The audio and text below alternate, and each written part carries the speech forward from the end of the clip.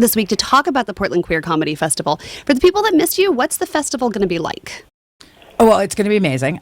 So we have 5 venues over 5 days, and what we do is we throw 30 comedy shows within that 5 days. Wow. So it's really fun. So we take over the 11th and Southeast Division area. Nice. We take over Funhouse, Ford Food and Drink, Rogue Brewery, which is on 9th and Belmont, as well as Ladd's Tap House, Kickstand Comedy Theater, which is going to be in at 825 too. Yeah. And then also Curious Comedy Theater, where we're doing Scott Thompson, Buddy Cole. Very cool. And so the festival is great. So we take formatted shows and we do traditional stand-up setups. Okay. And then we do theme shows like comic strip and smut and the Gateway show, so within the regular stand-up formats. So it's really fun. We do formatted shows, regular stand-up shows. It's everything. Sounds amazing. And Nico, you'll be there? I will be there. I can't wait. I mean, like, I really jumped at the opportunity when this was presented to me because, I'm from Portland, so I'm from Oregon. So any chance to sort of, like, come home and see friends and family while doing comedy is a win-win situation for me. So I love it. I knew you were from Oregon, obviously, but I've been telling people, I'm like, he's from Gresham. And they're like, what? He's from Gresham? Everybody's just shocked by that whole situation. You went to Centennial, right? I'm sorry, you were cutting off, sorry. Oh, it's fine. Did you go to Centennial High School? I did. So when I was 16, moved from the Philippines to Gresham, Oregon. I moved to... I moved like a week before sophomore year of high school started, so it was kind of just thrown into the lion's den. Like I went from like going to private Catholic school in the Philippines to the American public school system. Oh wow! And I was kind of just like, what's happening?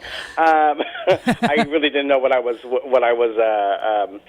about to experience. I thought that high school in America was going to be like Beverly Hills 90210, but come to find out, when you go to high school in Gresham, Oregon, it's just regular high school in a good old American town, and I was just like, who are these people? This is not like... Why does no one have a BMW? Nico, can you tell our listeners where they might know where they know you from, to talk about your work? Well, people mostly know me from Superstore, which is a show on NBC, and we've been doing that. We are going into our 5th season this coming fall. So I play Mateo on Superstore. Also, I was in the movie Crazy Rich Asians playing Oliver. So those are my 2, I guess, like the biggest notches on my resume. Awesome. But I've been doing comedy. Stand-up comedy is where I got my start. I started out doing stand-up in San Francisco, and then sort of like, got into acting through the back door, pun intended. How did you start stand-up? Because I met you in 2011. I don't know if you remember the show. I was producing a show for Sabrina Matthews. Do you remember this? Yes. Oh my God. Yes. Yeah, the Aura show. It was in that Aura. Yes. That nightclub's even closed now. But anyway, so how did you get into stand-up originally? I was working at the sort of like the way it started in my head of sort of trying to pursue it was that I was actually working in Ashland, Oregon, as a dresser for the Oregon Shakespeare Festival. Oh, cool! And I started out as an acting major in college. I did theater in high school, and then my acting professor in college was kind of just like, you kind of suck at this. You're never going to make it in the business.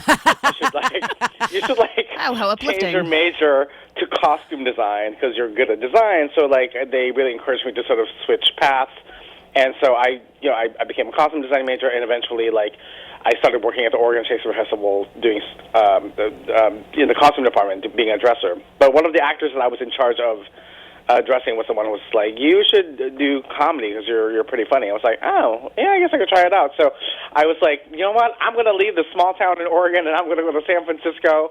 And I moved to San Francisco with the intent of doing comedy. Oh.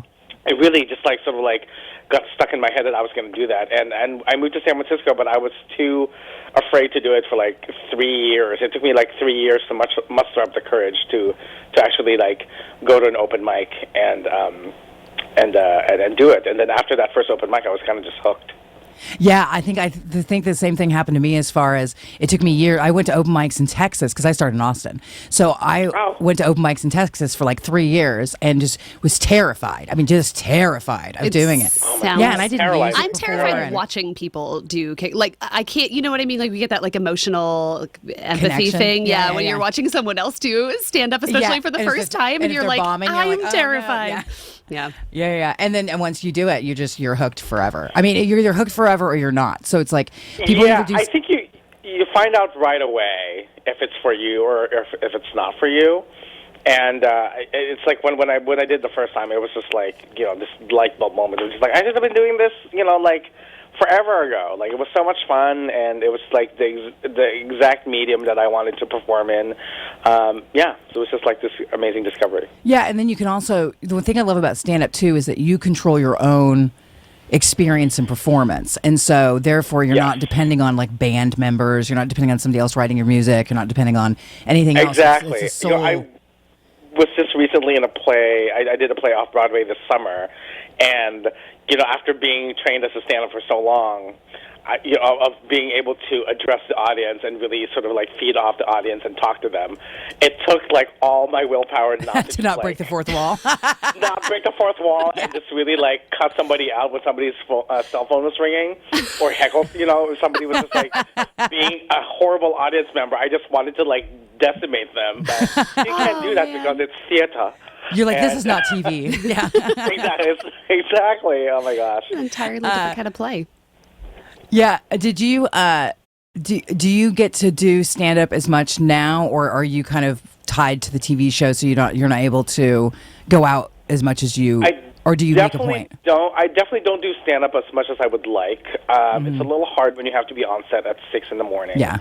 You can't be out. Although I have friends who do that. I have friends who work on television shows, and Me too. they're at the clubs till 1 in the morning, and then they're like, I gotta be on set at 6. I'm like, I don't know how much cocaine you're doing. That's what I was going to say. I was going to give them the benefit of the doubt that they just, had a lot of coffee. That's the cocaine. For sure. I can't natural. function that way. I need like at least like 6 to 8 hours of sleep. But I definitely, I don't do it as much anymore. But I don't know. The TV show is sort of like really opened up another sort of a creative avenue for me, comedy-wise, that I never thought I was going to get to explore. So it's great. I get to sort of like do all these comedy-related things within stand-up and with acting on the show that I just never thought was possible before. So No, and it's fantastic. Like, I've been watching Superstore, and I love that y'all have such subversive plot lines within this really traditional stand-up sitcom format. So it's kind of a sitcom format as far as the way it's written, but the plot lines are really subversive. I don't know if we want to do any spoilers, but your arc right now is really interesting to me. it's really interesting, and it's just a story that's really never been explored before. You know, without giving any spoilers to the last season for those who haven't watched it, but you should watch it. Okay. My character's undocumented, so that's just something that you don't see that often on television, and much less sort of like his version of what Mateo's version of what being undocumented is, because when the narrative of being undocumented immigrant is usually portrayed, it's usually like the migrant, the border crossers is what they talk about, and there's so many different stories within the immigrant community and what an undocumented person looks like, and so I'm just really happy that they were able to decided to tell that story. Oh no, me too. And that's the thing, is that people discount undocumented people, and they go, oh, they're migrant workers, they're this. No, they're the backbone of the American economy. Oh my God. This country would fall apart.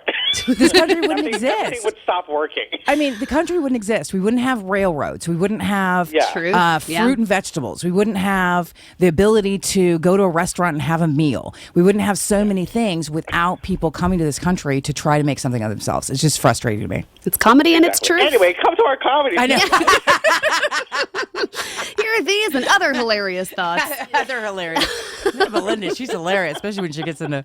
Anyway, so Well, Nico Santos, thank you so much for being here with us. You guys want to Thank you so much. Thanks for having me. Yeah, you guys want to talk one more time about the Portland Queer Comedy Festival? Where is it? How do people find it? yes, and Nico's show is 7:00 on Saturday at Funhouse Lounge, and then he's also on the brunch show. Which let me talk about that real quick. So we have a big gay pancake brunch that's happening at Kickstand Comedy. Amazing. Oh, it's amazing. Noon Sunday. We have food provided by XRAY Cafe and Eatery, which is an amazing woman-owned cafe and eatery in Southwest Portland, and they're providing all of our food. So when you buy a ticket to that, you also get breakfast included in that.